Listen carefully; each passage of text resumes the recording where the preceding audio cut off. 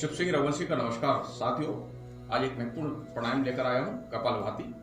जो कपालभाति से लाभ ये है कि आपकी अस्थमा, साइनस, शारीरिक कमजोरी है, स्टेमिना बढ़ेगी, आपकी थकान दूर होगी, ब्लड प्रेशर की समस्या से निदान मिलेगा, शुगर की समस्या से, डायबिटीज जिसको है, आमाशय, आंतें, लीवर, किडनी, यहाँ की पैंक्रियाज, ब्लड सर्कुलेशन ठीक रहेगा, भूख जो नहीं लगती है उसकी समस्या दूर होगी, अपच की समस्या दूर होगी, कोलेस्ट्रॉल, हार्मोन्स और जो संतुलन में आएंगे और फेफड़ों में ऑक्सीजन जाएगी।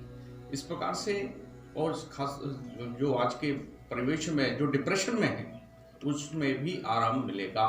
लेकिन यदि कपालभाति के लाभ हैं तो कपालभाति की हानि भी इस प्रकार से हो सकती है यदि गलत तरीके से किया जाए। यदि सबसे पहले कपालभाति करने के लिए आपको सुबह जो कपालभाति करने के पहले कपालभाति करने के बाद खाली पेट होना चाहिए, कम से कम आधे घंटे 1 घंटे का समय होना चाहिए। भोजन के 4-5 घंटे की बात करें यदि आपको करना है, वैसे तो खाली पेट ही करना चाहिए। और दूसरा, यदि पेय पदार्थ लिया है तो उसका कम से कम 1 घंटे का समय गैप होना चाहिए। यदि आप गलत तरीके से कपालभाति करते हैं तो आपके कई प्रकार की समस्या हो सकती है, जैसे कि आपको चक्कर आ सकता है, आपकी जो है ब्रेन में जो सेल्स हैं उसमें हानि हो सकती है और आपकी बेहोशी आ सकता है, आपको सिरदर्द हो सकता है, अन्य प्रकार की समस्या हो सकती है यदि गलत तरीके से प्राणायाम किया जाए। तो प्राणायाम क्या है? प्राणायाम समायोगा प्राणायाम इति रीति प्राणायाम इति रोक्तो ऋचक पूरा कुंभ कवई। यानी कि प्राणायाम क्या है? प्राणायाम प्राणों का विस्तार, प्राणों को विस्तार देना है।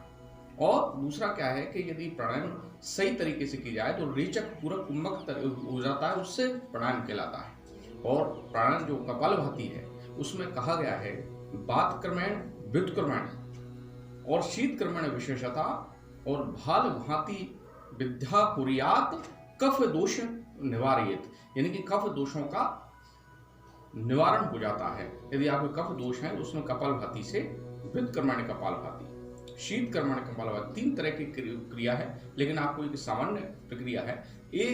जैसे 1 मिनट में 60 सेकंड होते हैं तो 1 मिनट में 60 बार आप कर सकते हैं। कैसे करना है? जैसे मैं आपको एक सामान्य प्रक्रिया बताता हूँ। पहले तो सीधे आप बैठ जाइए, पद्मासन में, वज्रासन में या सुखासन में बैठ सकते हैं, नहीं बैठ पाते तो। और सामान्य प्रक्रिया क्या है? पहले तो जब हम सांस भरेंगे तो पेट तक जाएगी सांस।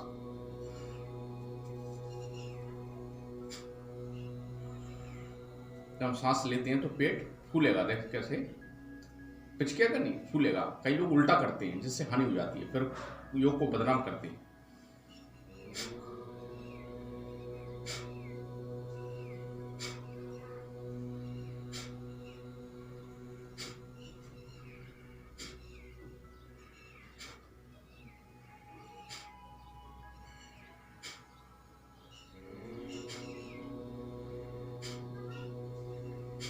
तो इस प्रकार से अधिक जल्दी कपालभाति नहीं करना है, नहीं तो फिर गलत तरीके से आप करेंगे तो नुकसान हो सकता है।